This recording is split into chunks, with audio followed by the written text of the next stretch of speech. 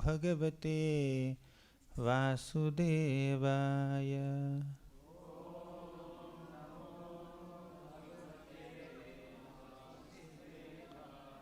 Om Namo Bhagavate Vasudevaya.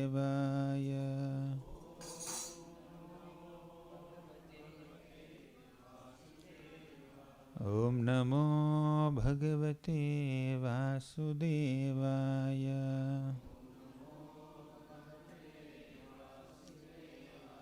Om Ajnanatimirandhasya Gnananjanashalakaya Chakshurunmilitam Yena Tasmai Shri Gurave Namaha.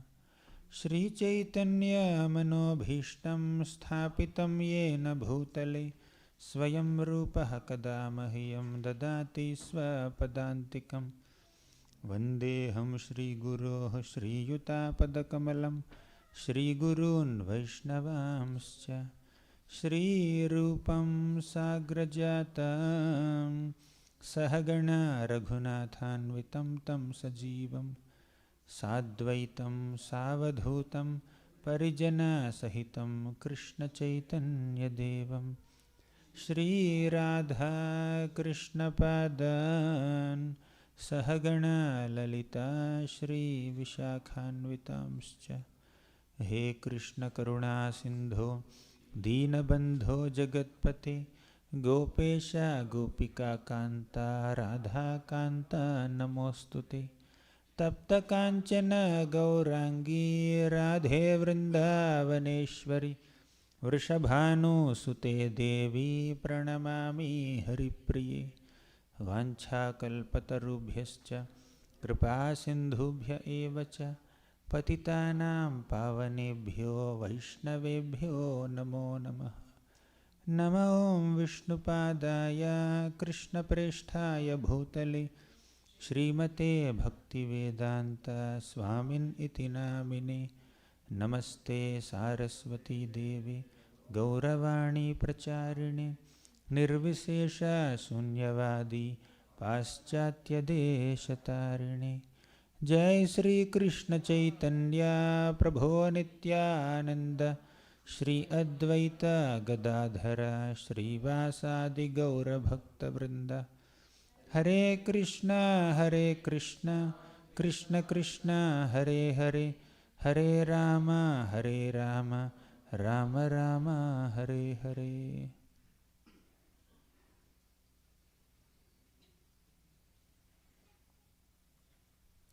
Hare Krishna.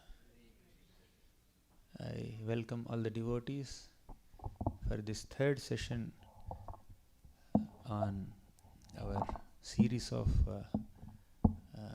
seminars on this topic, building relationships and tackling distresses, the Bhagavatam way. To be more specific, the Vrindavan way. So we discussed several things about what nourishes good Vaishnava friendly relationships and what creates obstacles in such relationships with others. We have seen all that in the last 2 days. We were discussing that when we appreciate others, when we encourage others, when we acknowledge others' contributions, whether small or big, in the service of Krishna, then we can definitely have a cordial relationships with others. But when we discourage others, demean others, envy others, be very proud of one's own accomplishments and not value others' contributions, definitely that will create conflict, naturally. And this is Vaikuntha consciousness. This is Vrindavan consciousness. In Vaikuntha, we were discussing about the nature of plants in Vaikuntha, how all these colorful plants will encourage Tulsi Maharani to go and serve Krishna because Tulsi is very dear to Krishna. Similarly, the birds of Vaikuntha, sweet singing birds of Vaikuntha, also encourage bumblebee to go and glorify Lord Hari. Paravatanya bhritasara sachakravaka datyuha hamsa sukatitiribarhinam yaham kolahalo viramate chiramatra muchair Bhringadhipe harikatham ivagaya mane Paravata anya bhruta sarasa chakravaka datyuha hamsa sukha titiri barhi. These are various birds in Vaikuntha. I don't know the English names. Prabhupada also doesn't speak. But he is our peacock. So we have so many such birds in Vrindavan, in Vaikuntha. So, kola halo viramate chiramatra muchair. These birds are very good looking. Their feathers, their colors, their bodily structures, they're all very attractive, enchanting. There is hamsa, there is peacock, there is parrot, so many such cuckoo birds, such sweet singing birds. So although they are very beautiful in looks, very sweet in their voices, kola halo viramate, they maintain a low profile, they take a back seat. Chiramatra muchair, they speak very softly and encourage a bumblebee. Bumblebee comes making a sound zzz. Oftentimes it irritates people. Okay, but bumblebee, when it makes sound in Vrindavan, in Vaikuntha, bumblebee is basically attempting to glorify Lord Hari. Right? Kola halo viramate chiramatra muchair bhringadhipe harikatham iva gaya mane. Because bumblebee's sound is resembling harikatha, other sweet singing birds encourage. So this is Vaikuntha consciousness. To encourage other devotees to contribute to the service of Krishna and Guru and Vaishnavas to the best of their ability, to the best of their integrity. So we should encourage people and not discourage their genuine efforts. If they are doing something wrong, of course we have to discourage, but if they are trying to genuinely attempt to do some seva, so we should try to encourage them. That is Vaikuntha consciousness. Okay, let's go to Vrindavan. Not just this Bhama Vrindavan, let's go to Goloka Vrindavan. In the spiritual world, in the Vrindavan Dham, millions and millions of gopis render service to Krishna. And all these gopis are expansions of Srimati Radharani. So all these gopis, they have this consciousness of assisting Srimati Radharani in her service to Krishna. Okay, they take great pleasure in assisting Srimati Radharani. Radharani is the source of everything, everyone. Radharani has three types of expansions. They are Gopi Gana, Mahishi Gana and Lakshmi Gana. Gopi Gana means the gopis of Vrindavan. Mahishi Gana means the 16,108 queens of Dwaraka. Lakshmi Gana means all the Lakshmis, goddesses of fortune in Vaikuntha. All of them are expansions of Srimati Radharani. So, she does service to Krishna. So, anyone who has any little service attitude towards Krishna, that is coming from Srimati Radharani. Okay. So, Ananta Koti Vishnu Loka Namra Padmajarchite. Ananta Koti Vishnu Loka Namra Padmajarchite. So, unlimited Vaishnavas in this entire universe worship Srimati Radharani with an aspiration to develop an iota of her service attitude. Right? Ananta Koti Vishnu Loka Namra Padmajarchite. So, Lord Shiva is glorifying Radharani in this way. So, Radharani renders service to Krishna and she is compared with a Bhakti Lata. You understand? A creeper of devotion for Krishna. So, the creeper has so many leaves and twigs and flowers and fruits. All of them are compared with the gopis of Vrindavan. When you water the creeper, when you sprinkle water on the creeper, naturally all the leaves and twigs will be nourished, right? So that sprinkling of water is compared with Krishna's pastimes. Creeper is Srimati Radharani. The leaves and twigs are the gopis of Vrindavan. Okay. What does it mean? When Radharani engages in pastimes with Krishna, automatically the other gopis are nourished. When the gopis get to assist Srimati Radharani in her service to Krishna, the gopis feel 100 times, millions of times satisfied, more than the opportunity of directly serving Krishna. Okay. So, yes, they have opportunity to directly serve Krishna, but in assisting Srimati Radharani in her service to Krishna, the gopis, they have greater fortune, greater happiness. And what is Radharani's consciousness? Oh, these gopis also should get an opportunity to directly serve Krishna. Let me assist them in their service to Krishna. That is Radharani's consciousness. Not that they want to avoid service. Sometimes when we want to avoid service, we will say, you go and serve. Okay, I'll be in there in the background. So it's not that the gopis or Radharani want to avoid seva. They're eager for seva, but they want to give that, share that privileged opportunity to serve Krishna with other gopis also. Right? This is their consciousness. Seeing this unity, seeing this camaraderie, seeing their cooperative spirit, seeing their service attitude, seeing their intense love for Krishna, Krishna becomes impressed. So, our service should definitely please Krishna, but the consciousness that we maintain while rendering service to Krishna in our dealings with other devotees should also please Krishna. It's not that me and my Krishna and my service to Krishna, not like that. It is we and our service to Krishna. It's not that you and Krishna only. You are with 10 other devotees. So Krishna will not just see what are you contributing to his service. Krishna will also see, while you are contributing to his service, how you are cooperating with his other devotees, how you are treating them with respect and love. That pleases Krishna. Okay. So yes, we should serve Krishna to the best of our ability, but we should also develop loving friendships with other devotees, and in their cooperation come closer to Krishna. Okay. So these are some examples from Vaikuntha and Vrindavan about love and affection between devotees. You want Chaitanya Charitamrita culture? Chaitanya Charitamrita is filled with descriptions of Mahaprabhu's devotees always loving each other, appreciating each other, serving each other in their service to Mahaprabhu and Jagannathji and Krishna. Okay. So bhakti is best relished in the association of devotees. And this association of devotees is the ultimate aspiration of so many pure devotees. So many pure devotees like Dhruva Maharaj, Prachetas, then who else? Lord Shiva, Mother Kunti. So many such great devotees. Prithu Maharaj, Dhruva Maharaj, they were all, after attaining the darshan of the Lord, they are aspiring for the association of devotees.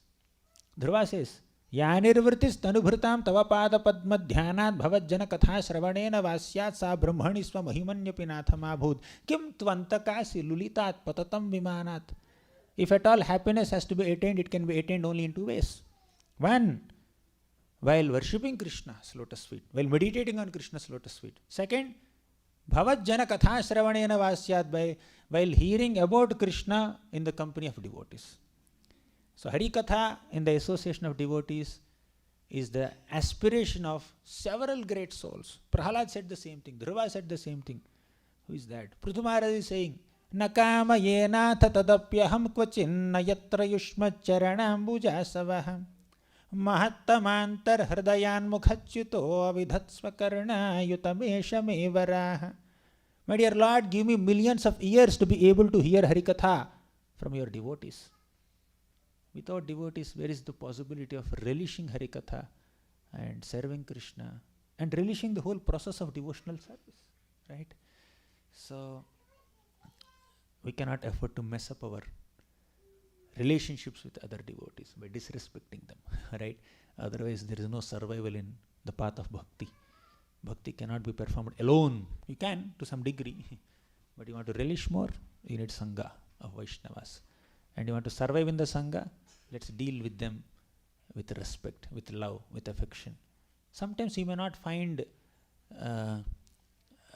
respect or love or affection from other side, but let us stick to our own Vaishnava culture. Of course, we need to protect ourselves from any exploitation. In the name of humility and tolerance, we need not allow ourselves to get exploited, that's correct. But at the same time, while protecting ourselves, we should also not lose our Vaishnava culture, right?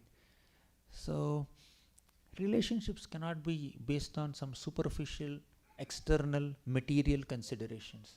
You pamper my ego, and I will pamper your ego, we are close friends. Friendship or relationship based on pampering each other's egos will lead to lifelong enmity also sometimes. Okay, let me tell you the story of two girls. In the 9th canto of Bhagavatam, there are two girls. One, Devayani, the daughter of Brahmana Sukracharya. He was the guru of all the demons. Second, Sharmishta, the princess, the daughter of King Vrishaparva. She's a Kshatriya girl and she's a Brahmana girl, but they're good friends. And they had many other friends also. So all these friends very happily went to a water body, to a river or lake to take some bath. So they left their clothing on the banks of the lake and entered the lake. They took bath, and suddenly Lord Shiva happened to pass by along with Parvati on Nandi bull, and all these girls became a little conscious and they came out of the water. They immediately covered their bodies with their clothes, and by mistake, not intentionally, unintentionally, involuntarily, incidentally, accidentally, circumstantially, this Sharmishta wore Devayani's clothes. And Devayani became furious. You are coming from a low family of Kshatriyas. We are Brahmanas, we are superior to you, right? How dare you touch my clothes? They have become contaminated now. Okay. So till now, her quote unquote Brahmana ego was being maintained by Sharmishta, and Sharmishta's ego of being a Kshatriya girl is also acknowledged by Devayani. So they are not scratching each other's egos. Now for the first time, something happened. Their egos came out. So this Devayani said that you people are like watchdogs. Your father always falls at the feet of my father and takes blessings. Only because of the blessings of my father Sukracharya, your father is surviving. Okay. So that is her thought. Okay. So far she is maintaining a sense of superiority complex over the other quote unquote friend, dear friend. Okay. And what is Sharmishta's consciousness? She felt that your father is a beggar. My father is maintaining your father. Unless my father gives you donation, your father cannot maintain yourself, maintain all of you people. So her Kshatriya ego came out. Here her Brahmana ego came out. So like that, see, there is a small conflict for one dress. Why did they bring their fathers into picture? Okay, the conflict did not remain within two kids only, two children only. They brought their fathers into picture. They brought their varnas into picture. They brought their dynasties into picture. Okay, they became artificially, they became the maintainers of each other. And see, they are very young, they are very small. They attributed quote unquote so much of glory of their ancestors to themselves. My father is so great, my father is blessing your father is maintaining. And Sharmishta says, my father is so blessed, so great, my father is giving remuneration, dakshina, so that's why you are maintaining. So see, there is hidden egos, right? So all this sense of superiority complex, sense of quote unquote self-worth or self-respect, whatever you may call, so they are all hidden within, and at the least expected moment they are just coming out. And to cut the long story short, you know what happened later? This Devayani and Sharmishta fought with each other, and the Sharmishta just pulled out the clothes of Devayani, threw her into a well, and Yayati came, pulled her out of the well, and gave her some cloth, and she said, you should marry me. And later Devayani kept a condition that Sharmishta should become my maid servant when I go to my husband's place. And Sukracharya has to pamper her ego. See, Vrishaparva understood that there is a conflict between two girls. And Vrishaparva also knows how much Sukracharya is attached to his daughter. See, there should be attachment to family members. But that attachment should not pamper their egos. So, if you have attachment, you should give them good counsel. When they are doing something wrong, you should be able to say, this is wrong. You are not supposed to do this. Whatever they do, I support. Right? And that kind of attachment is false, blind attachment. Right? So Devayani, why Shukracharya has to allow Devayana to speak in front of Vrishaparva. Vrishaparva is a king. And Vrishaparva became very insecure and fearful that he took his daughter and then ran towards Shukracharya to say sorry, to beg forgiveness on behalf of his daughter. And Shukracharya says that, okay, fine, kids have had some clash, we should not get into this clash. Okay, we will continue with our relationship. He did not say that. You know what he said? You should satisfy my daughter's ego. Whatever my daughter says, you should fulfill her desire, then only I will forgive you. Otherwise, curse. Your dynasty will be destroyed. That's expected. That's you don't have to say it. That's what is going to happen. So out of the fear of Shukracharya's curse, Vrishaparva said that, okay, I will do whatever your daughter says. And unexpectedly the daughter said, your daughter, the princess, should become a maid servant. Princess became maid servant. Friends became enemies. Why? The relationship is based on material egos, not based on Harikatha, not based on love for Krishna. You see? So just based on sense of superiority complex over each other. Unconsciously, within their subconscious mind, they were assuming that I am better than the other person. Right? Other person is also thinking the same way. When we are walking together, people will think that, okay, he's a Brahmana, she's a Brahmana girl and she's a Kshatriya girl. So people are seeing that superiority in Devayani. She was thinking like that. And so Sharmisha also thinking the same way. So all those thoughts came out in this incident. So inner feelings cannot be hidden for a long time. They will be revealed. They will be exposed at some times. So if relationship is based on these superficial considerations, external egos and all, they will not maintain for a long time. So relationship should be based on how much other person loves Krishna and how much I appreciate him or her for his or her love for Krishna. So if you genuinely appreciate another devotee for how much the devotee loves Krishna, then your relationship with the devotee is sustainable. Because the foundation of your relationship is Krishna, which is the strongest foundation. But if the foundation of a relationship is body, position, possession, ego, material consideration, background of whatever, name, fame, prestige, caste, what else, nationality. There are 100 different material considerations on which you base your building of relationship. If the foundation is weak, building will collapse. Okay, so that's the key for relationships. So let's keep a spiritual foundation for our relationships, then they will nourish us, they will survive for a long time. They're sustainable. Okay, we spoke a lot about relationships, right? There is more. There is more also. Now let me just see. Sometimes all of them are together, but suddenly one person becomes a celebrity. Then the relationship is strained. Okay, if we are unable to accept someone's greatness, hey, he's just with me only. Suddenly why he became so big? Like you see, amongst the Pandavas, all 5 of them are together under the protection of Mother Kunti. Suddenly, Krishna came and said, I will become the chariot driver of Arjuna. Not Bhima, not Yudhishthir, not Nakul, not Sahadev. But the other 4 Pandavas were envying Arjuna. Did Yudhishthira Maharaj come and say that Krishna, you should become my chariot driver? Why are you becoming Arjuna's chariot driver? So I am going to be sitting on the throne, not Arjuna, right? I am the eldest brother. I know all dharma. Okay, so you should become my chariot driver. Did Bhima get into a fight with Krishna? Krishna, become my chariot driver.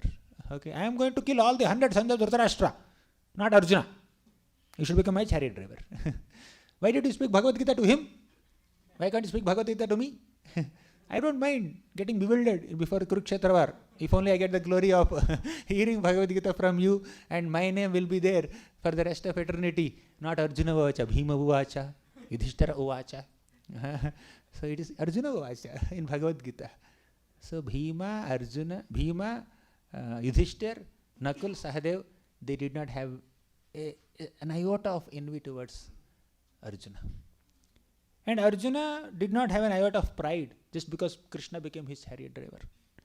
He continued to respect his elder brothers Bhima and Yudhishthir.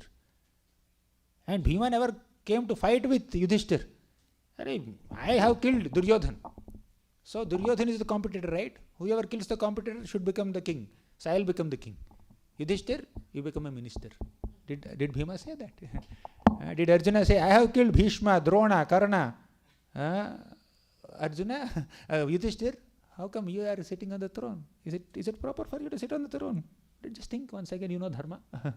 He did not say that. That thought never came in their minds. All these thoughts we are analyzing. Because these thoughts are coming in our minds, right? We are analyzing, right? See, Dhritarashtra had 100 sons. Pandu had 5 sons only. After Pandu's death, Dhritarashtra could have considered that I have 105 sons. Okay, but no, he could not accept this relationship out of selfishness. Selfishness strains relationships. Selflessness sustains relationships. You want to strain a relationship or sustain a relationship, you decide. Adjust your selfishness or selflessness. Accordingly, you will get a more sustainable relationship. So, this Dhritarashtra did not accept his brother's sons as his own sons. But Kunti Maharani, how many sons she had? Many say 5, some are saying 3, right? 3 is the right answer from one perspective. Okay, Yudhishthir, Bhima, Arjun. But other people who said 5, why they said? Because Kunti Maharani never allowed anyone to feel that she had only 3 sons. She always felt that I have 5 sons. So when her co-wife, not brother, not sister, co-wife, when her co-wife Madri died, she considered Madri's sons Nakul and Sahadev as her own sons, right? So that is the difference between a pure devotee and an ordinary person. 100 sons, 5 more sons, add, make it 105. Dhritarashtra could not do that. 3 sons, she made it 5, almost double. Okay, so that is her selflessness. She always protected Nakul and Sahadev as her own children. In fact, she gave more attention to them because they are younger than her 3 sons, right? She always distributed her motherly affection towards all 5 equally, right? And many people say, some people are saying 3, but most people will say 5, and there is no problem. In an MCQ question, if someone says 5 is the number, they'll get mark, right? Unless someone technically evaluates it. So point is that we need to have some selflessness. When we are too self-centric, when we are too self-centered, when we are too selfish, then we cannot have surviving and sustainable relationships. And variety or diversity, if it is harmonious, it adds flavor to life. It adds beauty to life. Okay. So Pandavas had different talents. They are experts and celebrities in their own respective fields. But all these people of different backgrounds and different talents are together because they have Krishna in their center. Right? All of them had one common wife, but still they're always together because they kept Krishna in the center. When we keep Krishna Katha, Krishna Seva, Krishna Kirtan, Krishna Aradhan in the center, then relationships are more nourishing and surviving. When we keep our egos, priorities and opinions in the center, then that will make one struggle in maintaining good relationships. Of course, sometimes you need to be a little strong in presenting your opinion if it is really beneficial for the society, right? So to that degree, fine, everybody is individual, but we should not disrespect other devotees, right? Presenting opinions without demeaning and disrespecting other devotees is more crucial. Let me tell you one story from Ramayana. So in Ramayana, Vibhishan came. I'll keep it short because we have to go to the next topic also. Vibhishan came to surrender to Lord Ramachandra. Vibhishan, several times he spoke to Ravana. Please respectfully give Mother Sita back to Ram and make friendship with Ram. Surrender to Ram. But Ravana was not in a mood to surrender to Ram. So Vibhishan left the company of Ravana, and he came to Ram and said, Ram, I take your shelter. Then Ram asked opinion of his monkey chiefs, warriors. He asked, Sugriva, what's your opinion? Sugriva said, my dear Ram, Vibhishan is a demon. On top of it, Vibhishan is the brother of Ravana. Okay. So how can you trust a demon who is the brother of your own enemy? That too just before war he is coming and surrendering. Maybe he wants to accept he wants to gather all our military secrets and secretly send an SMS, WhatsApp message to Ravana. And as soon as Ravana sees it, he will delete the message. Right? Maybe that's his intention in coming and making friendship with you at this moment. So let's not accept him. I would say let's kill him. But Ram just heard the opinion and he told, and he asked other monkeys. Then finally he came to Hanuman. Hanuman said, I have examined the expressions and the demeanor of Vibhishan. He's a very genuine person. He has absolutely no malice in his heart. Better we accept him. And he also said that this Vibhishan, I already saw him when I went to Lanka.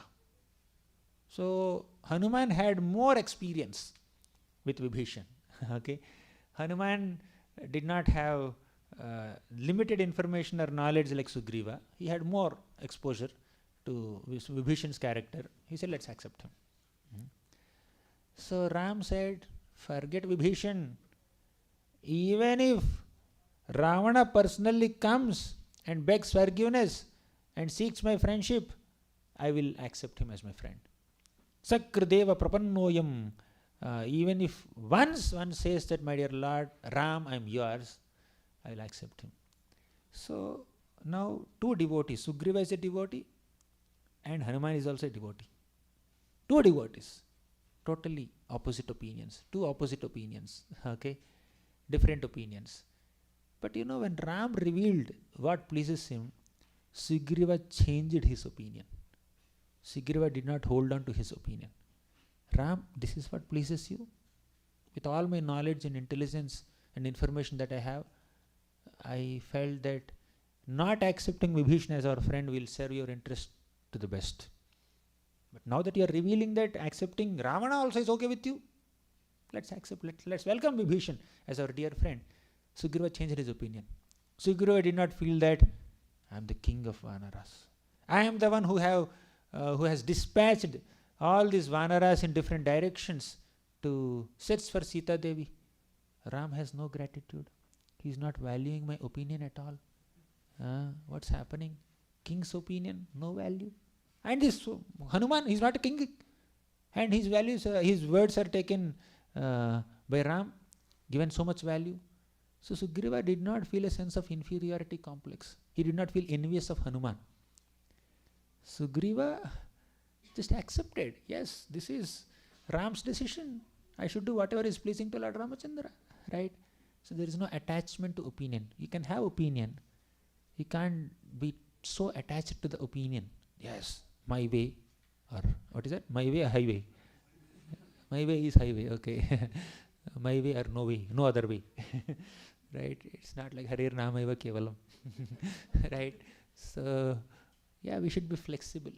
We should be adaptable to circumstances. Even if your opinion is best,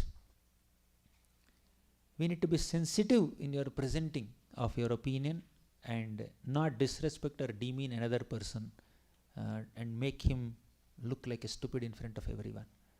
That hurts Krishna, that hurts Prabhupada, that hurts any genuine Vaishnava, right? You may have the best idea. Other person may not have the best idea.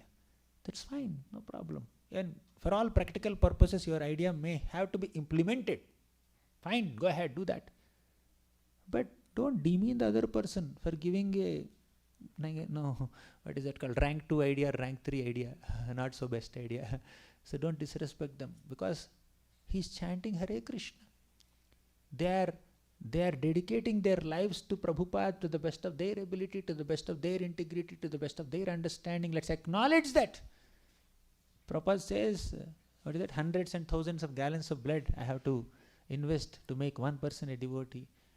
And just you are demeaning or discouraging that devotee will demotivate him from further doing devotional service. We lost one person, right? Is it worth? Yeah, you can make them understand things to the best of your ability. It may not be always possible, but from our side, let's not disrespect anyone. That's the whole point, right? That much minimum we should do. Okay, so this is about relationships. What makes relationships stronger, and what destroys relationships, we have seen in the last 2.5 hours or more than that. Let's get into the final topic of tackling distresses also.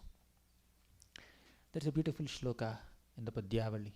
Shri Narayana Pundarika Nayana Shri Rama Sita Pate Govinda Achyuta Nanda Nandana Mukunda Nanda Damodara Vishnu Raghava Vasudeva Hare Devendra Chudamane Samsararnava Karna Dharaka Hare Sri Krishna Tubhyam Nama. Shri Narayana Pundarika Nayana. Oh Narayana, oh lotus-eyed Lord Pundarika Nayana. Sri Rama Sita Pate. He's here only. Sri Rama Sita Pate. Govinda Achyuta Nanda Nandana Mukunda Ananda Damodara. Oh Govinda, oh Lord who gives pleasure to all the cows. Achyuta, oh Lord who never fails in your attempts to protect your devotees. Govinda Achyuta Nanda Nandana Mukunda, oh giver of liberation. Ananda Damodara. Damodara is not Ananda, he's crying when Mother Yashoda is scolding him, right? But he's Ananda Damodara. He's giving Ananda to everyone while he's in tears, right? Ananda Damodara. Vishnu Raghava Vasudeva Hare Devendra Chudamane. Oh Vishnu, oh Raghava, oh Hare Narasimha, Devendra Chudamani. Means you are the crest jewel of all gods. Samsararnava Karna Dharaka Hare Sri Krishna Tubhyam Nama. Samsara Arnava, this material world is like an ocean. Karna Dharaka, oh Lord, you are the able captain of the ship that helps us cross this ocean of material existence. How to tackle distresses? Simple key. Take shelter of Krishna. He will tackle your distresses. You cannot tackle. We cannot tackle our distresses. Take shelter of Krishna. He is Nrahari. In all the forms that I spoke in this one shloka, the Lord protected all his devotees.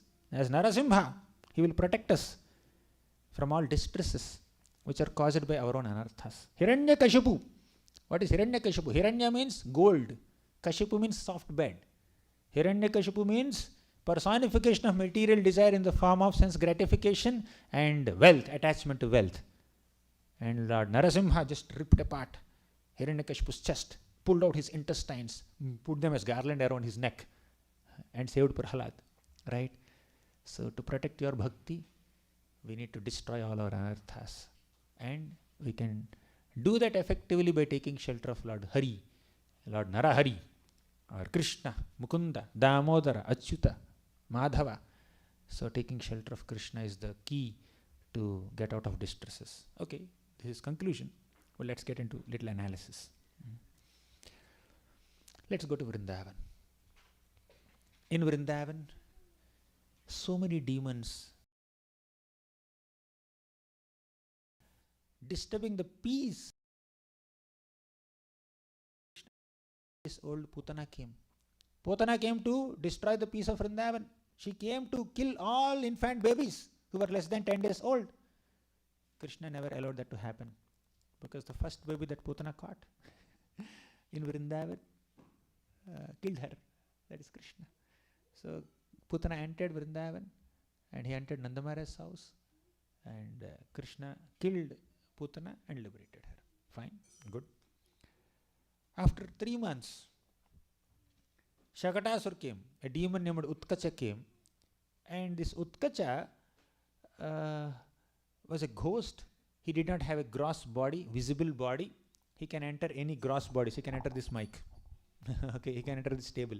Of course, he cannot enter here because Krishna is here. Okay, I'm telling in general.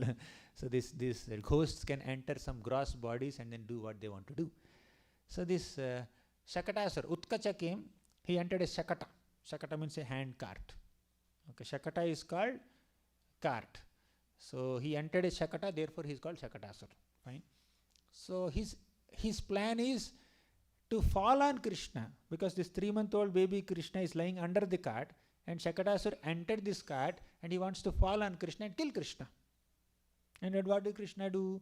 Krishna is a 3-month-old baby and he just opened his eyes after sleep, and as it is natural for the babies to throw their hands and legs into the air while they are crying for mother's milk, so Krishna also threw his hands and legs into the air, and his tender foot, which is as tender as this flower petal, or maybe more tender than this, okay, so that tender foot touched this hand cart, and the Shakata, this hand cart, overturned and fell down, completely dismantled, dislocated, and collapsed.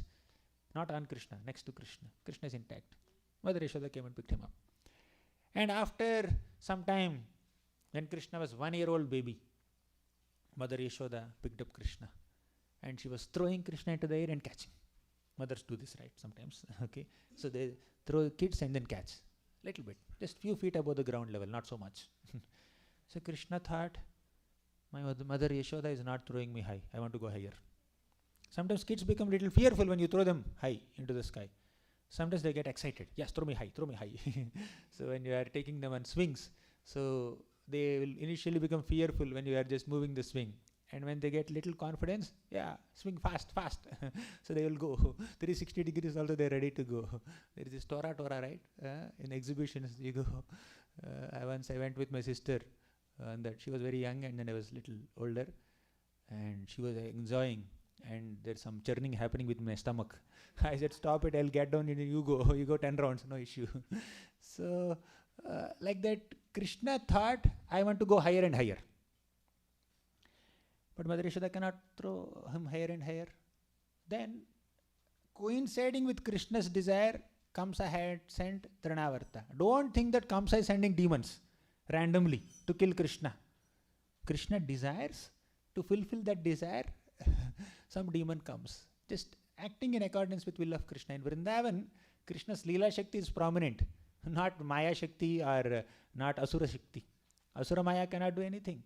So Putana came and bewildered Mother Yashoda, Mother Rohini, and entered Krishna's house. Is it possible for Putana to bewilder eternal Vrajavasis, Krishna's eternal associates? Definitely not. It is Krishna's Leela Shakti that bewildered all the Vrajavasis to trust Putana and allow her entrance into any home that she wanted. Okay. Anyways, so Trinavarta came here to fulfill Krishna's desire. Trinavarta picked up Krishna and went 800,000 miles high into the sky. 800,000 miles. Krishna fulfilled his desire. I want a nice flight, right? An exciting flight with a man-eating demon. Okay.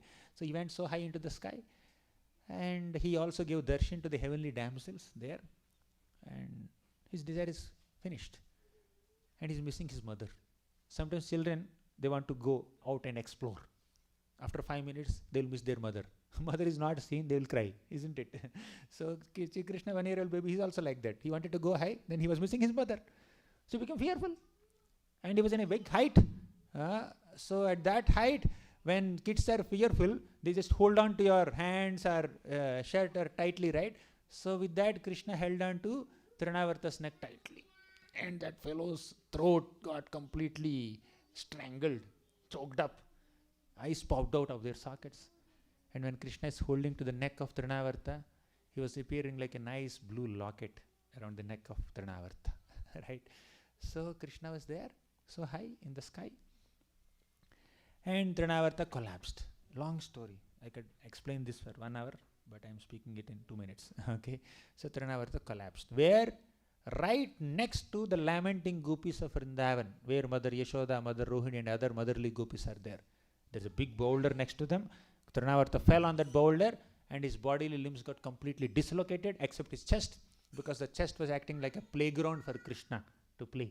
Okay, so the gopis came and picked up Krishna. So the point is, there are calamities even in Vrindavan. The calamity that we are facing, there is little cold, there is jet lag, there is rain, there is sunshine, I have some financial problem, I have some health problem, I have this problem, that problem. All these problems in comparison to Trinavarta's attack, Putana's attack, and Shakatasur's attack, they are insignificant. Do you agree? Right? Kaliga problems are also very insignificant compared to the problems of that age. Vrindavan, every single day there is some demon coming and disturbing the peace of Vrindavan. So one day, all the gopas, elderly gopas, had a meeting. They said that there are too many demons and ghosts here. They are specifically attacking Krishna. Even in Vrindavan there are calamities. Gokul, there are calamities. At the time they were in Gokul, Mahavan, Bhadravan. It is also called Bhadravan. So they were thinking that, let us move from this place. Let us not stay in this place. We should go from Bhadravan to Vrindavan, so that we will remain Bhadra. In Bhadravan there is no Bhadrata. So in this Mahavan there are so many Mahademons. So we need to protect ourselves from the demons. We need to protect our children from these demons. Let us go to Vrindavan. So as soon as decision is made, implementation is also done. When you make a good decision, let's implement it immediately. Don't delay. Decision is taken, 1 year, no implementation. Decision is good, very good, wonderful decision. Where is implementation? So they implemented it on the same day. So they took all their luggage, loaded on the bullock carts, and they kept Krishna, Balaram, and Mother Yashoda, Mother Rohini, all of them were there. And then, anyways, they shifted from Bhadravan to Vrindavan. Why? Why did they shift from Bhadravan to Vrindavan? Anyone remembers? What's the reason for their shifting? Suddenly, relocation? For Krishna's safety, to avoid demons, to avoid calamities. The lesson here is, one lesson is, even if you are a resident of Vrindavan, there are calamities, there are distresses in this material world. Right? First lesson. Second, just because difficulties are inevitable in this world, that does not mean you don't make any attempt to avoid the difficulties. Yes, distresses are common, but you should also make an attempt to avoid distresses, isn't it? That's what the Vrajavasis did. To avoid distresses, they went to Bhadravan. They went to Vrindavan. By the time Krishna is 3 years old, all the elderly gopas decided that let's give Krishna the charge of calves. Along with his other little 3-4-year-old boys, he will go to the forest with the calves. He will tend them throughout the day. So let's train him. We are after all cowhead men. He has to be trained as a cowhead boy. So all of them went to, all of them had sent Krishna to the forest along with the little boys, nearby forest, very nearby, along with the gopas, along with the calves. That is called Gopashtami. So as soon as Krishna went with these calves to the forest to tend them, 2 demons attacked Krishna. You know who are they? Anyone knows who are they?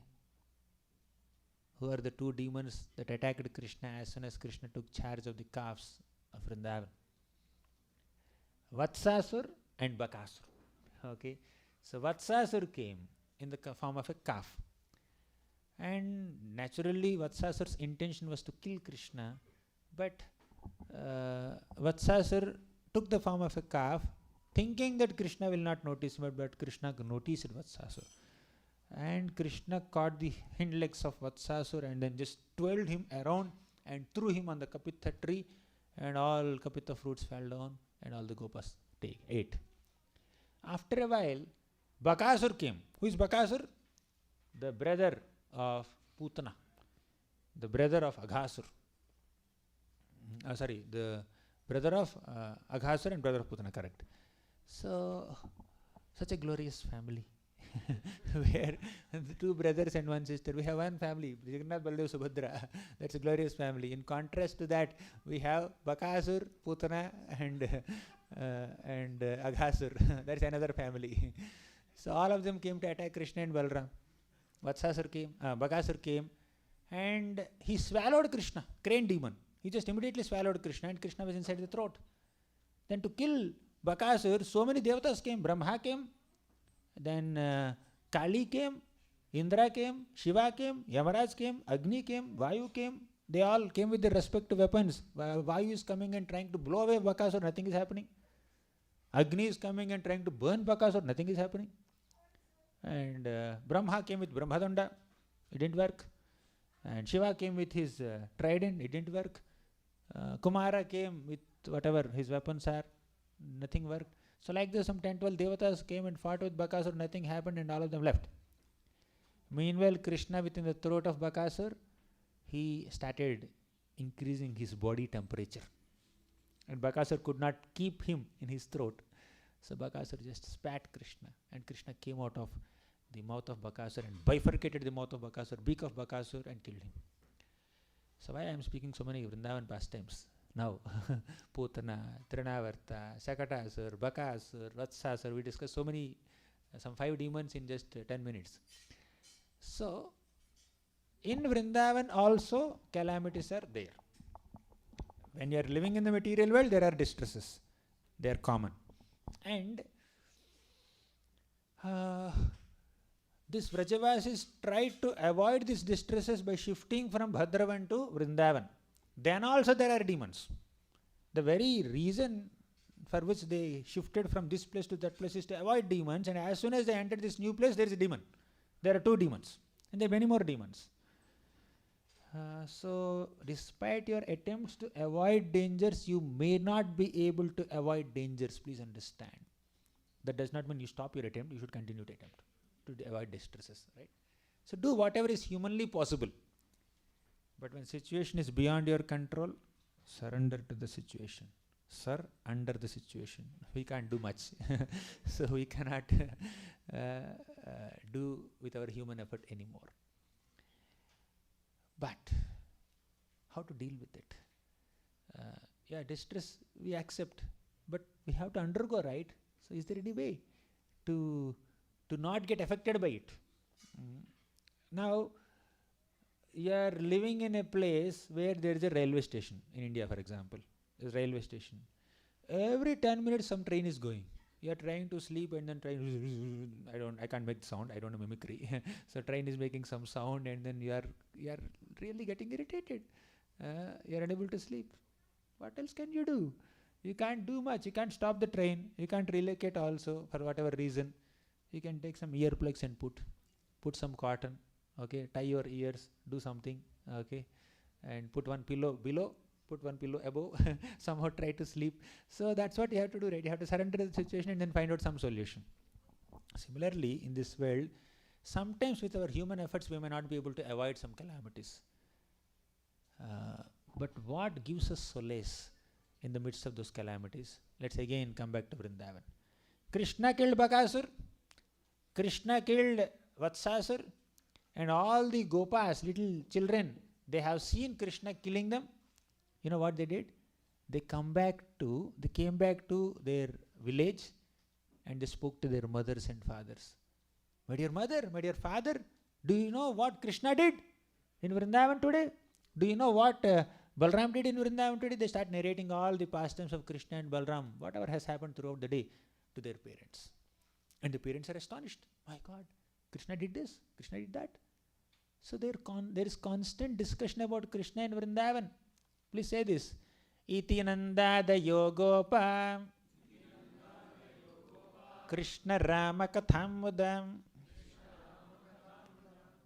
kurvanto ramamanascha navindam bhavavedanam. Iti nandada yogopa Krishna Rama kathamuda. In this way, all the Gopas headed by Nanda Maharaj are constantly discussing Hari Katha, Krishna Katha, the pastimes of Krishna and Balaram, kurvanto ramamanasya, with great happiness and satisfaction. Because they are discussing Krishna's pastimes with great happiness, they are able to face great distresses. Right? That absorption in Harikatha is the antidote for all the distresses.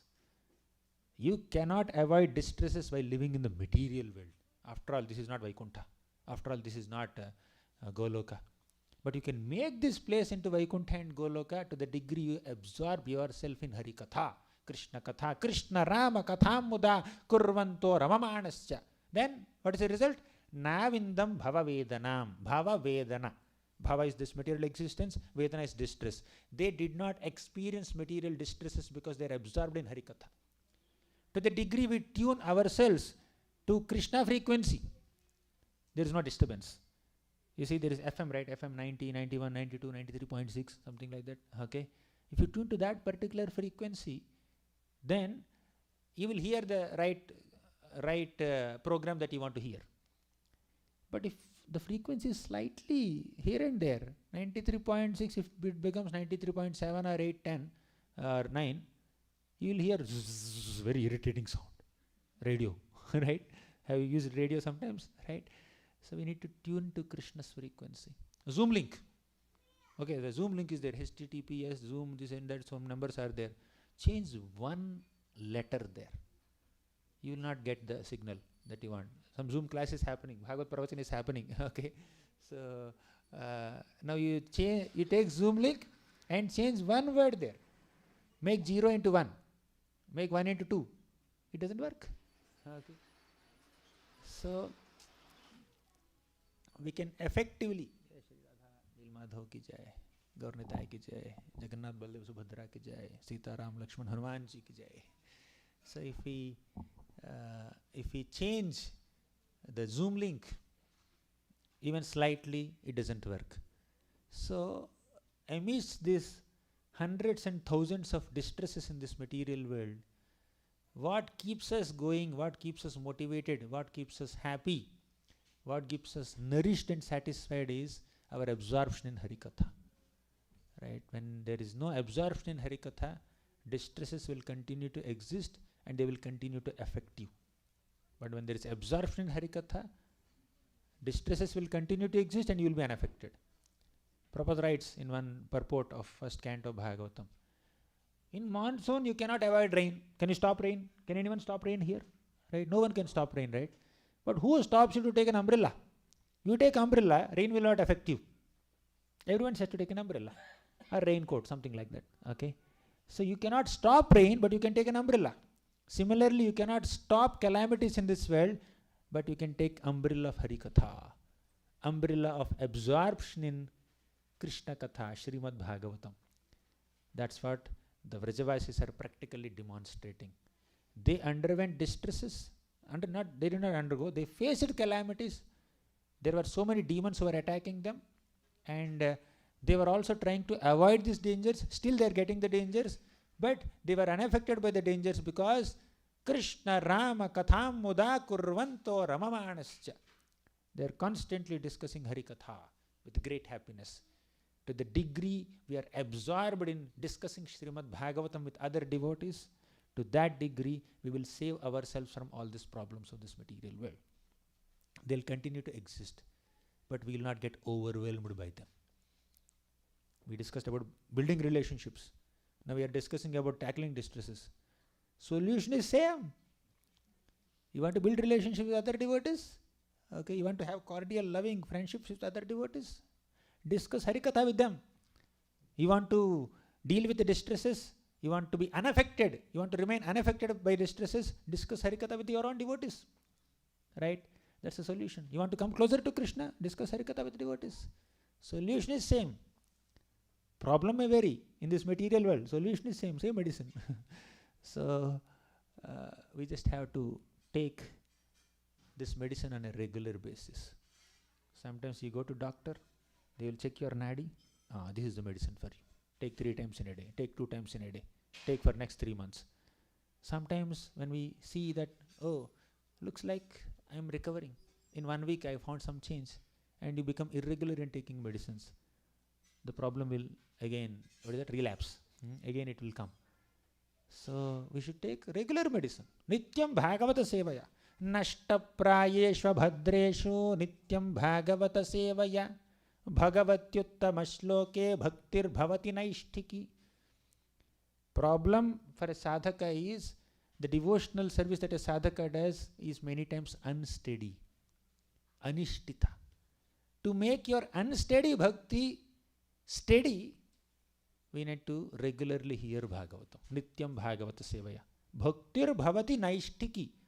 That anishtita bhakti will become nishtita bhakti by regularly hearing Bhagavatam. So because of unsteadiness in our practice of bhakti, we are not relishing Krishna's qualities, and we are getting overwhelmed by distresses. But when there is steadiness in practice of bhakti, naturally there is we will not be affected by these distresses. That's what Bhagavatam is meant to do to all of us. Dharma projita kaitavotra paramo nirmatsaranam satam Vedyam vastavamatra vastu shivadam tapatrayonmulanam Srimad Bhagavate Mahamuni kim va parairishvaraha Sadyo hridi avarudhyatetra kritibhi susrushubhistakshanat. If you see this big shloka, there is one important phrase there. Tapatrayo unmulanam. Tapatraya unmulanam. Right in the beginning of Srimad Bhagavatam, Bhagavatam promises that I will destroy your tapatrayas. You are getting affected by distresses, I will destroy your distresses. I will tackle your distresses. Right? So right in the beginning the solution is there. Tapatraya unmulanam. What does it mean? Tapatrayas. Misery is caused by body and mind. Misery is caused by other living beings. Misery is caused by natural calamities. They will not exist if I take shelter of Bhagavatam, if I read Bhagavatam, if I study Bhagavatam, if I hear Bhagavatam. I will not be affected by heat and cold. I will not sweat when it is sunny. I will not shiver when it is cold. I will not get fever. I will not get coronavirus. Or I will not be bitten by mosquitoes. No, they will bite you. Right? Bhagavatam is not mosquito net. Right? Even if you read Bhagavatam, while reading Bhagavatam, mosquitoes will bite you. Right? You may get even malaria also. Okay? Problem is that we want quick solutions. Right? Desire for a quick solution is the problem. Dukkhaushadam tadapi dukkhamatad dhiyaham. Prahalad says. Anyways, here tapatrayon mulanam means that Bhagavatam does not literally solve your health problems or financial problems or climate problems, temperature problems, Wi-Fi problems, right? Or some other issues. Bhagavatam will equip your consciousness with the necessary maturity to be unaffected by the problem, to see the misery as mercy of Krishna. When you see misery as mercy of Krishna, where is misery? Right? So devotees are equipped with maturity to see misery as mercy of Krishna. Krishna, thank you so much for arranging this misery in my life for my purification. I deserve this because of misusing my minute independence, because of unnecessarily getting distracted from your service, because of overindulging in sense gratification. I deserve some difficulty in my life. Thank you so much for giving this difficulty in my life, for my purification. So devotee accepts all calamities in this world as opportunities to connect with Krishna. That's why Mother Kunti says, Vipadaha santutaha shasvat tatra jagadguru bhavato darshanam yasyat apunar bhavadarshanam. Let calamities come again and again. Let my son Bhima be poisoned again. No problem. Let our house be set on fire again. It's okay. May we be attacked by man-eating demons again, Hidimbas or Bakasur, etc. Let all these things happen again and again. We have no issue. But Bhavato darshanam yasyat punar bhava darshanam. Whenever there is calamity, we got an opportunity to see you, to have your darshan. If you have your darshan, there is no possibility of taking the darshan of this material existence again. Apunar bhava darshanam. Darshan has two meanings. Darshan is devotional sight and philosophical insight. Right? So, Kunti Maharani could understand the philosophy of life and giving this philosophical insight to all of us. And Kunti Maharani is also having the nice darshan of Krishna. Namaha pankaja nabhaya, namaha pankaja malini, namaha pankaja netraya, namaste pankajanghraye. When you see that beautiful lotus-like eyes of Krishna, smile of Krishna, feet of Krishna, distresses, where are they? So, Krishna's form will fill our hearts with unlimited satisfaction, reassurance, hope, nourishment, that we will remain unaffected even while amidst hundreds of calamities and disturbances. Right? So, a devotee sees distress or calamity as an opportunity to intensify one's remembrance of Krishna, to increase one's dependence on Krishna. That's the perspective of a devotee. A devotee doesn't get overwhelmed by distress. This is what Kunti is teaching us. Mother Kunti is expertly teaching us. Who else here underwent as many calamities as Mother Kunti underwent? Right? For every individual, his or her own problem is big. We understand that. But you do some kind of absolute comparison. Kunti Maharani underwent millions of problems. Right? But she's saying that let problems come more because they're helping me to connect with you better. Whatever helps me to intensify my Krishna consciousness, I welcome it. Right? So, Bhavato darshanam yasyat apunar bhava darshanam. Let me have your darshan constantly. You know what is the effect of darshan of Krishna? So, when Krishna smiles, there is a beautiful shloka in the 3rd canto of Bhagavatam. Hasam hare ravanata khila lokativra shokashru sagara visoshanamatyudaram sammohanaya rachitam nijamayayasya bhrumandalam munikrite makaradhvajasya hasam harer avanata akhila loka tivra shoka ashru sagara visoshanamatyudaram. Krishna's merciful glance has such potency that it can destroy your distresses completely. Krishna, when he shoots the arrows of his loving glances, merciful glances from the bows of his eyebrows, and when those arrows pierce our hearts, and that will not make us bleed, that will kill the anarthas within, that will nourish the heart with Krishna prema, and we will become oblivious to the surroundings. Right? When we get intoxicated by seeing beautiful form of Krishna, Hasam hare ravanata khila loka tivra. You see, the conditioned soul, the sloka says that the conditioned soul has created an ocean of tears because of his lamentation. When you see the smile of Krishna, the glance of Krishna, that ocean of tears will be dried up within a moment. One more solution for tackling distresses is take darshan of Krishna. Come in front of the deities. Take heartfelt darshan of Krishna. Right? Allow yourself to be bathed by Krishna's glances. You see Krishna, but also understand that Krishna is seeing you. When you are bathed by Krishna's glances, you are given an armor to protect yourself from all kinds of distresses. Sometimes we become distracted while taking darshan of the deities. We become really restless while taking darshan of the deities. A YouTube video can keep our attention for a long time. But why Krishna's darshan cannot keep our attention for a long time? Why should we get distracted? Why should we look here and there? Different directions, right? Without a reason.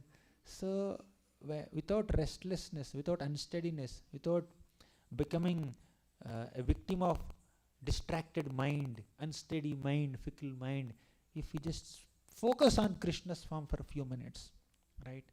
Allow ourselves to get bathed by Krishna's loving, benevolent glances, that will create an armor around us that will protect us from distresses. They exist, but they will not affect us, right? They continue to exist. So that's the power of Krishna's smile. Hasam, he smiles and you will also smile. Okay, problem is there, but still you'll smile because he's smiling, right? Ultimately that matters, nothing else matters, right? So this is what Kunti Maharani is teaching us. Bhavato darshanam yasyat punar bhava darshanam. Let calamities come again and again. You may not have the bandwidth to pray for more calamities like Kunti Maharani did, but at least whatever calamities are coming on their own, let us accept them as God sent and experience them for our own purification and get rid of all whatever karma or effect of aparats that we have and advance in bhakti and come closer to Krishna. So Krishna's darshan, either darshan of Krishna's philosophy, okay, philosophical darshan, philosophical insight or devotional sight.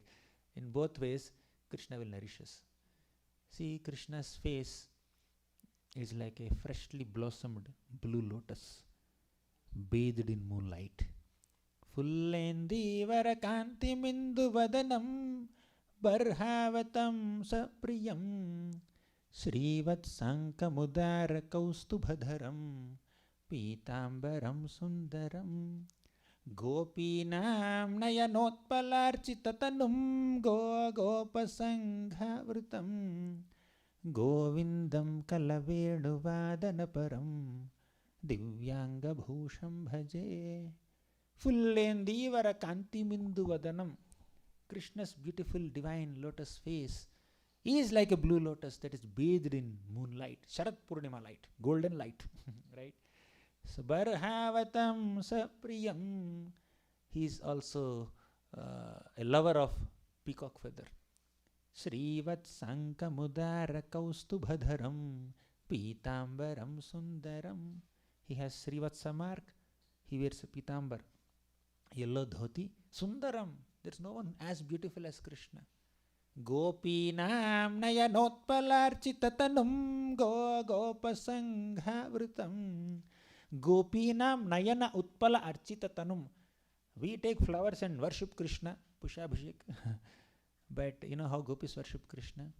Their loving glances are like Pushabhishek for Krishna. Gopinam nayana utpala architatanum. Krishna's body is worshipped by the flower showers of the glances of gopis. Your loving glances are Abhishek for him, right? And his loving glances are Abhishek for you. You bathe each other. All the external calamities will just go away, right? So, Bhavato darshanam yasyad. Take darshan of Krishna. Apunar bhava darshanam. No material world. Okay. Take darshan of Krishna. Fullendi varakanti vindavataram. Okay. Srivat sankamudara kaustubhadharam pitambaram sundaram Gopinam nayanotpalarchitatanum gopasanghavritam. Gopa. Gopas and cows. Sanghavritam. Krishna is always surrounded by them. Govindam kalaveduvadanaparam Divyanga bhusham bhaje. That Govinda, who is very nicely ornamented by Mother Yashoda, when he plays his flute, he mesmerizes everyone. He mesmerizes even the great masters of musical science and great celebrities of musical science in the entire universe. Even Vishnu gets enchanted. Hey, what is this raga that Krishna is playing? Shiva gets enchanted. Indra gets enchanted. Gopis get enchanted. What to speak of them? They are devatas. So this is the degree to which Krishna can attract your attention. When your consciousness is overwhelmed by Krishna Katha, Krishna Darshan, Krishna Kirtan, where is the possibility of material distress affecting you? A small child is so obsessed to get a toy car. Okay, cars are there, right? They play with cars like this. So 4 wheels, small car, 2 inches height or 1 inch height. So he's obsessed. I want this car. I want this car. Father says, you will break that car. We have a real car. Come and sit in this real car. I have purchased this with 50 lakhs. But the child is not accepting this new car. Okay, he wants a new toy car. Father sanctions money and then takes the child. You please accept this car. And the child is in duality. Should I take white car or red car? Whether the child takes white car or black car, father has no botheration about that. I have to pay 100 rupees or $100. That's my budget for it. I sanctioned it. Which color you want to take, that's up to you. Black car gives you distress, don't take it. White car gives you happiness, take it. That's all. So, when you're traveling on the road, green signal will allow you to go. Red signal may stop you. That's what happens here also, right? Okay. I don't know. I'm giving Indian examples. So red signal stops you. Green signal may you can just go. And if it is like orange signal, you may just have to get ready for action. Okay, to drive. But when you're flying in an airplane, this red signal and green signal, will they be of any relevance to you? Isn't it? No relevance. You are flying in an airplane. Similarly, when you are flying in an airplane of Krishna consciousness, spiritual consciousness, by hearing Harikatha, chanting Krishna's names, all the material happiness and material distresses are of no relevance to you. Right? You know drunkards? Okay. We don't drink, but there may be some drunkards. When they drink, they become oblivious to surroundings. Right? They're totally oblivious to surroundings. So what's happening around them, what kind of feedbacks they are getting, whether they are properly dressed or not, they don't even realize. They just move like that. Right? So we are all meant to become drunkards. We take vows, no intoxication. But I would say we should take a vow of intoxication. We should get intoxicated by Krishna Katha. We have so many spiritual drunkards in Bhagavatam. You know what Prahalad said, what Dhruva Maharaj said? He said, Bhaktim muhuh pravahatam tvayi me prasango bhuyadanantamahatam amalashayanam yenanja solbana muruvyasanam bhavabdhim neshye bhavad guna kathamrita panamattaha. Right? So, neshye bhavad guna kathamrita panamattaha. I have become intoxicated by drinking the nectarian beverage of your Harikatha. Therefore, yenanja solbana muruvyasanam bhavabdhim. I can easily cross over this material existence. Distress? What distress are you talking about? I'm intoxicated. Just like an intoxicated person who drank so much alcohol, he becomes totally oblivious to surroundings. Whether it is praise or criticism, he's totally oblivious. Similarly, someone who has intoxicated himself by drinking Harikatha, he becomes oblivious to surroundings. Whether it is material happiness or material distress, he's not excited. He's not elated, excited, become overconfident or proud when there is happy moment. He's not discouraged or demotivated or disappointed when there is distressful moment. He's samatvam yoga uchyate. Matra sparshastu kaunteya sitoshna sukha dukkadaha agama apayino anityaha tam stitikshasva bharata. Happiness and distress, it comes and goes. Agama apayino, they come and they go. Anitya, they are impermanent. Tam stitikshasva bharata, therefore you tolerate. If you tolerate, you are eligible for liberation. Yam hinavyatha yantyete purusham purusharshabha samadukha sukham dhiram saumrutatvaya kalpate. You want to be amritatva? You want to attain amritatva, liberation from this material calamities or dualities? Please be unaffected by happiness and distress. We are discussing about tackling distresses. We should also discuss about tackling happinesses. Sometimes the material happiness overwhelms so much. Oh, Naya iPhone, my God. New car, wow. Right, first rank, wow. Yes, you can rejoice, not a problem. But don't become so overexcited, so overwhelmed. Don't become so attached to that happiness. Today you got first rank, tomorrow you don't get first rank. You'll get disappointed, my God. So you feel so disappointed. So that first rank, second rank, they just come and go. You just focus on your efforts, do your duty without attachment. That's what Krishna says 100 times in Bhagavad Gita. Right? So when we get unaffected by the happiness and distress on a material plane, we are eligible for spiritual liberation. If the happiness or distress or the duality on a material plane is overwhelming us so much, where is the question of we becoming closer to Krishna? So when we transcend the material dualities, we are eligible for spiritual plane. When we are getting over affected by material dualities, we are still on a material plane only, right? So what helps us transcend the dualities of material world is intoxicant of Harikatha. Okay, with this we'll conclude. There is a beautiful shloka. Nigama kalpatarorgalitam phalam sukamukhadamritadrava samyutam pibata bhagavatam rasamalayam muhuraho rasika bhuvi bhavukaha pibata bhagavatam, drink bhagavatam rasamalayam. It's an abode of all rasas. Muhuraho, constantly drink. What does a drunkard do? He will drink, he will not stop. He will drink more, he will drink more. Tomorrow also he will drink, day after tomorrow also he will drink.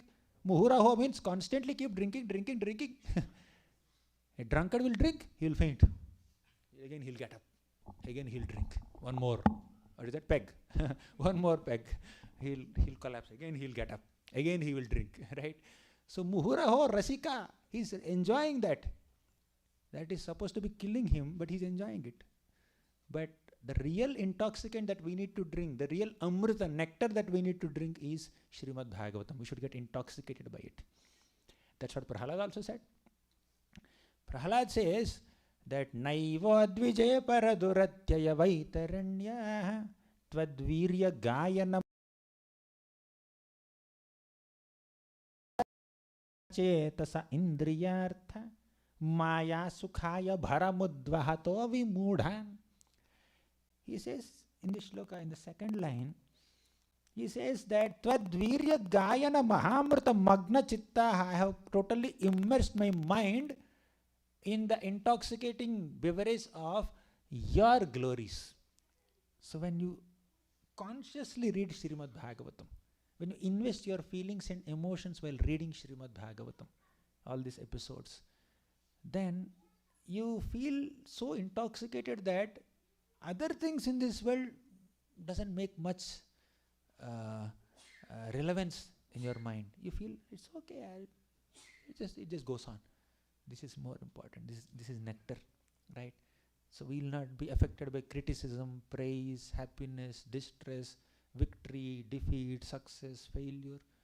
We will transcend that plane to the degree we get absorbed in Harikatha. So we need to fly in the spiritual airplane of Harikatha, intelligence, spiritual consciousness. Then the red light and blue light, they'll become insignificant. Red light and green light. So when you are flying in an airplane, all the big rivers and big skyscraper buildings and pathways and trains and what else? Buses and people, electric poles, big towers, all of them look very tiny, small, like mustard seeds or matchboxes, right? From there. Similarly, when you're flying in an airplane of bhakti, all the big problems or small problems, they look very tiny, they look very insignificant. Make your problem very insignificant by significantly immersing yourself in Harikatha.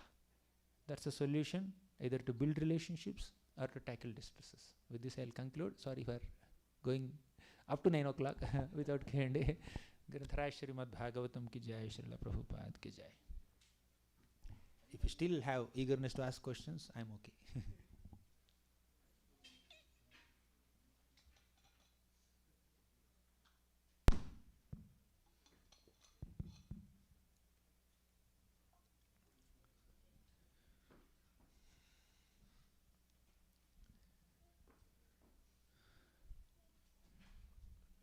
Harekrishna Prabhuji. So you're talking about different types of distresses like health and work or other things, right? So one of the distresses is seeing our near and dear ones going through distress. Yes. Right. And that sometimes seems to affect us more because we feel completely helpless. Because if it's our own distress, we can tolerate a little bit. But if it's others going through distress, it becomes a little more difficult. So any suggestions on how Vaishnava is paradukha dukhi. That's a bona fide feeling that you are getting. So Vaishnava cannot tolerate the distress of others. Vaishnava can tolerate one's own personal distress but not the distresses of others. So that's why Parikshit Maharaj is asking so many questions. How can these people be saved from entering into hellish planets?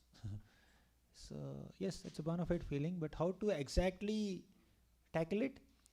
If it is within your capacity, please help them. If it is beyond your capacity, please pray for them. In short, that's what we can do. We can help them to the best of your ability, as far as humanly possible. If it's beyond your ability to help them, at least give them some kind of emotional support, some reassurance, not false promises, but reassurance by speaking them Harikatha, speaking to them the pastimes of Krishna, giving them solace and diverting their minds from the problem to ultimate solution of absorption in Harikatha. So that's what we can do. Pray for them, that's all. Thank you. Any other question or comment? Yes, Mataji.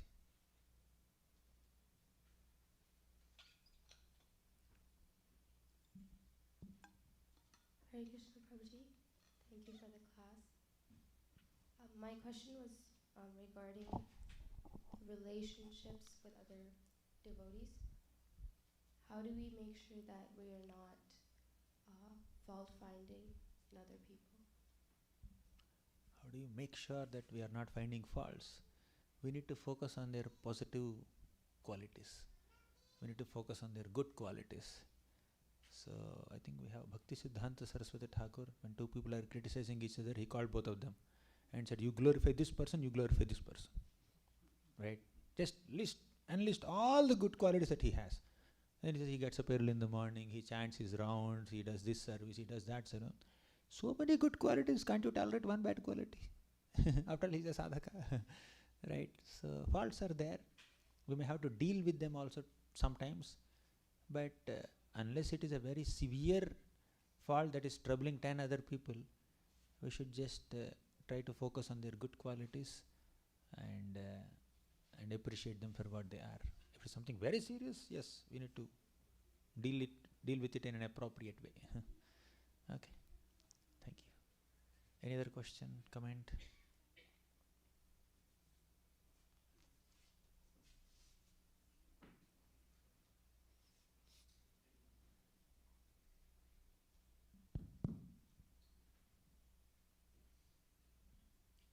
Prabhu, thank you for the nice lecture. Not a question, but I love the analogy which you gave about the, driving a car, red lights and green light, and the flying the plane of a spirituality where all these things looks very small. So thank you. I was looking for that. Thank you. Hare Krishna. Any other? This devotee has. Chanting the holy names of Krishna will also effectively make us connected to Krishna, so that we will be able to handle the difficulty, or at least not be overwhelmed by the difficulty. Yes, Prabhu. Hare Krishna Prabhu. So you also mentioned that there are like few things in our control which we should definitely attempt to solve some of the distresses, and if it's out of our control, we surrender. So it's a really big challenge to know what is in our control, and sometimes it feels like, okay, I can solve this, but then we try so many attempts, or we can keep trying, right? So sometimes it doesn't come to our head, or like we try to when to stop, or it could be multiple days or sometimes multiple years on some issues. So how to know when to stop and what is in our control versus not? Because some problems are very easy to find, but there are some things are very subtle, or especially like if you are dealing with people, right? That's something like needs a lot of patience, and it's difficult to do that. So any thoughts or comments on that? Yes. We need to be little intelligent in identifying the problem and trying to solve the problem. That intelligence is very important. We can't be very naive or deal with the problem in a more crude manner. Sometimes, let me tell you one example from Caitanya Charitamrita. There is Gundicha margin. So the task at hand for all these devotees is to clean this entire temple. So Mahaprabhu is guiding them. So they clean the floor so nicely. And when they see the ceiling, oh, it's dirty. Let me start cleaning. Throw water.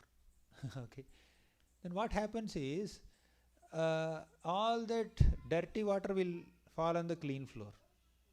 So before even attempting to clean, you should first take 2 minutes and then plan. First, I should start from here.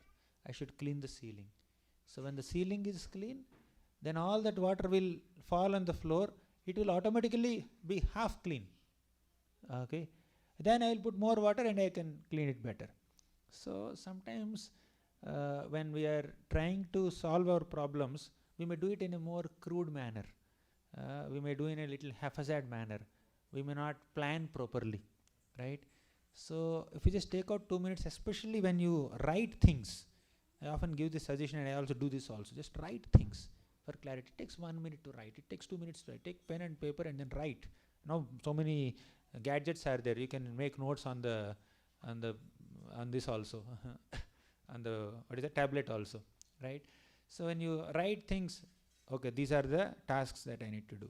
This priority, this less priority. You can categorize the tasks also and allocate time also. At the end of the day, you can recheck whether my estimate is proper or should I refine my estimate like that. So then solving certain problems may not take a long time, right? And it also depends on time, place, circumstances, and the particular problem that you are dealing with. Sometimes court case is there. It may take 1 year, 2 years, 10 years, we don't know, right? Some things are there in our hands that we can just quickly remove. Make sense? Yeah. Basically, also sometimes like we try to solve everything, and it's also need to like prioritize probably, because I cannot do this exercise for every small thing. So sometimes letting go. Yes. And I think that's where the transcendentation comes, like as you said. Yes.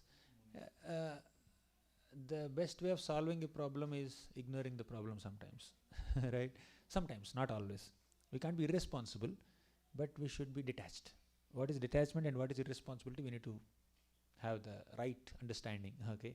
Sometimes you just keep quiet and then things will move. So instead of trying to address everything, instead of overlooking some things, if we overly look into it, that will create a bigger problem, right? Don't overlook, just overlook. Just let it go. Okay. One more question. Yeah, please. So about anarthas, you mentioned that like basically more listening to Harikatha and chanting will resolve those, but there are some like conditioning or which is like very much wired, or probably from the birth, or also your conditioning at home, or like, so what are your thoughts on kind of those, like how to resolve those? Is there some way to know those, or better, like is this following kind of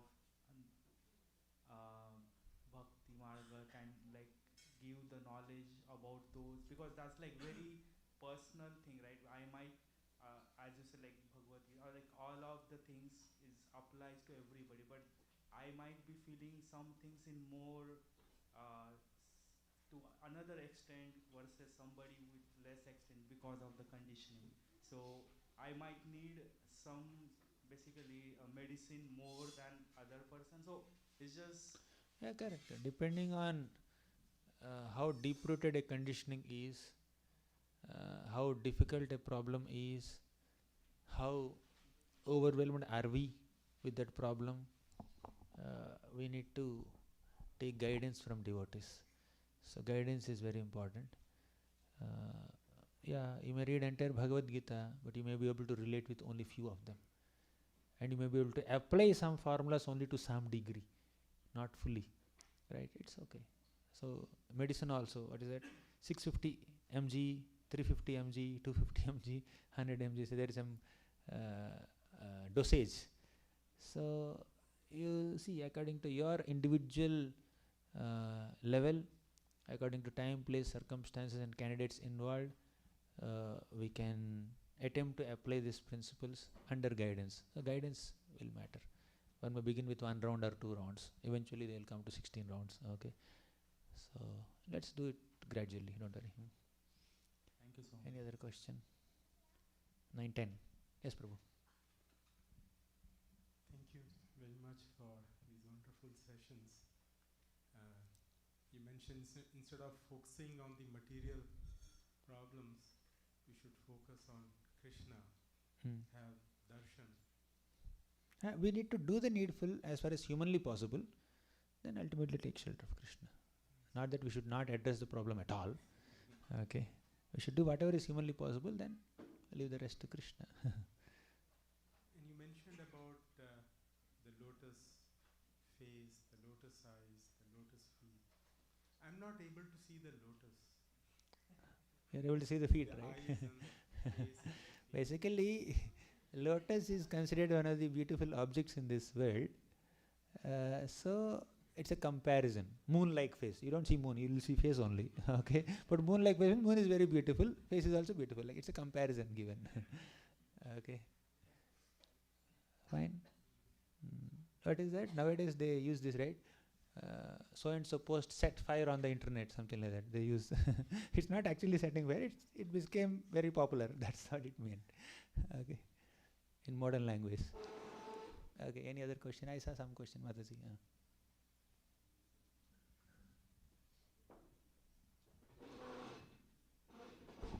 Harekrishna Prabhu. So when dealing with devotees or interacting with devotees, there are some responses or some behaviors that irritate you more.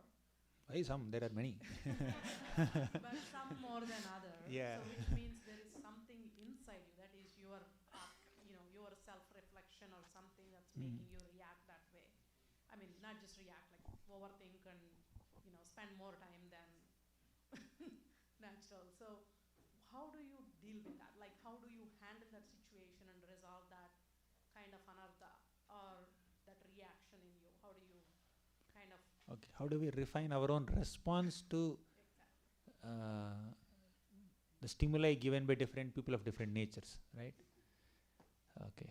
Situations are not in our control, but our response is in our control, at least to some degree. So, if we fail to respond properly in a situation, let's note it down. Let's write it down if possible, right? Let's note it down clearly in the heart or at least in the paper. Revisit it. Next time when a similar situation comes, let's try to respond to that situation in a more refined manner. Okay, like that, slowly, gradually, we improve our responses to certain kinds of situations. So, somebody came with some request.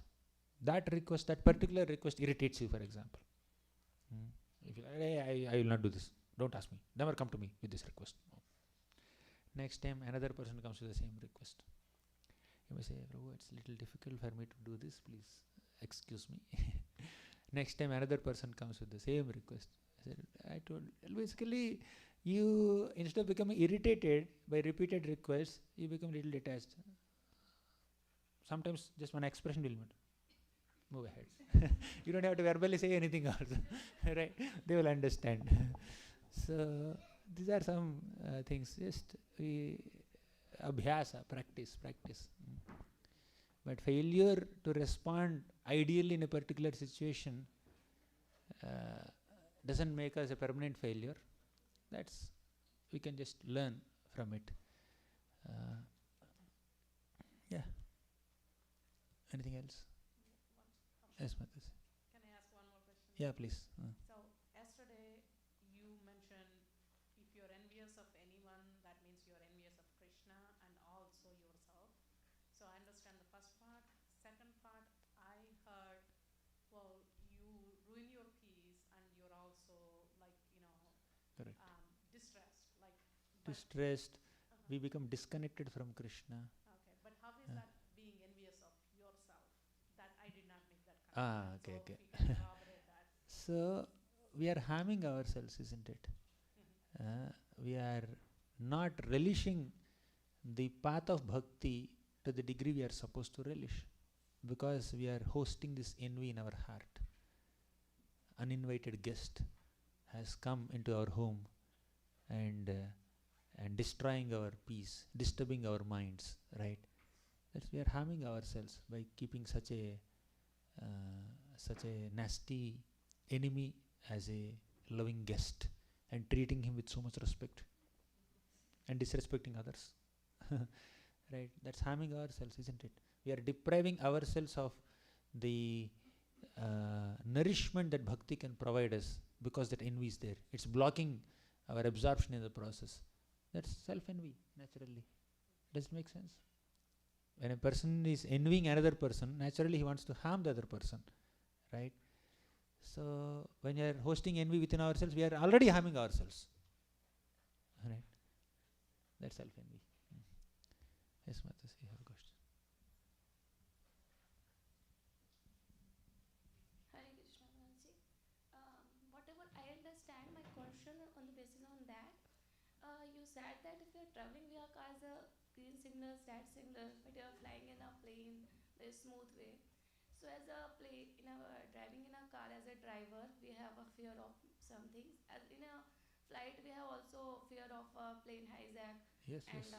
collide, blast, etc. Car accident you So can is survive. it, Plane crash you cannot survive also. so is it also compared to the Krishna's means peace? So Okay. how is it compared? Whatever I Yes, yes. understand in this context, I want to ask that. Yes, How yes. you compare whatever? Good question. Thoughtful question. However, analogies are given to make one point. We cannot draw all possible parallels between analogies, like means between two things that we are comparing. So plane can crash, definitely. But assume that there is a plane that doesn't crash. Then the lesson is valid. Okay. So there are limitations to analysis. We assume car didn't need the rules of red and green lights. So we can also assume that car is no rules. Yeah, we can expand this analogy to different degrees. American car, Indian car, left hand drive, right hand drive, the driver, his expertise, the mileage, the speed, and airplane, the pilot, his experience. So many things can be included in this discussion, but simple. When you're flying there, signal will not affect you. Similarly, when you're flying an airplane of intelligence, spiritual intelligence and spiritual consciousness, material happiness and distress will not affect you. Let's restrict the whole lesson to that point only, right? So analogies are given just to make one little point. So if we cannot extend it beyond certain limits. Thank you. Yeah, please. Still sunshine is there. It's not night, although it's 9:20. Yes. Harekrishna Prabhu, about relationship, we talked a little bit about not being exploited, right? So how do we draw the line of tolerating versus not allowing ourselves to Depends. be When exploited? What are other the any unique criteria? Yeah, criteria means if the malicious intentions of the other person are very obvious, very evident, it's very clear, then you need to save yourself. But first we should give a benefit of doubt. We cannot immediately suspect the intentions or the integrity of the other person. But if things are very evident and very obvious, like Kamsa, naturally he wants to exploit people. Jarasandha, Shishupal, so many people. So Shishupal forcefully wanted to get his sister Rukmini married to Shishupal instead of Gopal. What did Rukmini do? She secretly wrote a love letter, gave it to Brahmana. Brahmana take it to Krishna. Krishna came and kidnapped. She gave the kidnap plan, right?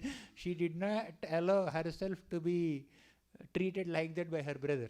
Sometimes brothers may mistreat, sometimes sisters may mistreat, sometimes even parents may mistreat. We have all kinds of cases. Father may mistreat. Hiranyakashipu mistreated whom? Prahlad. Uttanapad and Suruchi, they mistreated Dhruva. Kamsa mistreated his own sister Devaki. Who is that? Shishupal, he mistreated Rukmi. So in this world, problem can come from anywhere, from anyone. Distraction can come from anywhere. Bharat Maharaj, he had no lust, envy, pride, greed. He had one quality, compassion. So Maya caught him through compassion by sending a deer. Okay, here is deer, object of your compassion. Bhakti is gone, bhava is gone. Not gone completely, but he came to animal body. So yeah, when the other person's intentions are evidently malicious, we should protect ourselves. But let's not immediately judge them or label them, but we need to be a little alert, especially when we are dealing with outside circles, material circles. We need to be very alert. Otherwise, your modesty, or humility, or simplicity, maybe they may take undue advantage of it. That creates problems. Okay, I'll conclude here. Thank you very much. Okay, no more questions. Thank you very much. I'm very grateful to all of you for your patient hearing. Every day you're coming in the evening and spending almost 2 hours, 1.5 to 2 hours to give me your association. Right, I am really nourished by your association and by discussing about the importance of building relationships and tackling distresses through Harikatha with the other devotees. This discussion actually helped me and rejuvenated my own enthusiasm to recommit to the process of Harikatha. So thank you very much. And if there are any mistakes in the presentation, please forgive me. If I said anything not very pleasant or inappropriate, please forgive me for that.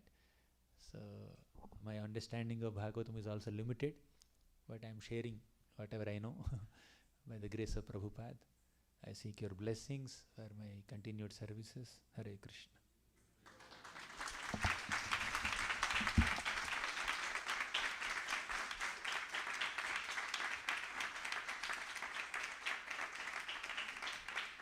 Let's say Hari Bol 3 times to Prabhu. Hari Bol! Hari Bol! Prabhu, extremely grateful for your very, very nourishing sessions last 3 days. I mean, it is very evident how much you have taste for Bhagavatam. And that rubbed on all of us, for sure. I hope all of you agree with that. You say Hari Bol. Hari Bol. So we are very, very grateful for you for these 3 sessions. Tomorrow we have another session on power of the holy name. It's at a, both the that's the address. Everyone is welcome. Please join us there. And Saturday we have a morning session at 10:30 for children, but everybody can attend. It's Bhagavatam Tales focused on Dhruva Maharaj, which should inspire all of us also. It's in the temple. 10:30 Saturday morning. And then Saturday evening we have 7:30, similar same time. We have pastimes of Prahlad Maharaj, lessons from the life of Prahlad Maharaj. We'll plan.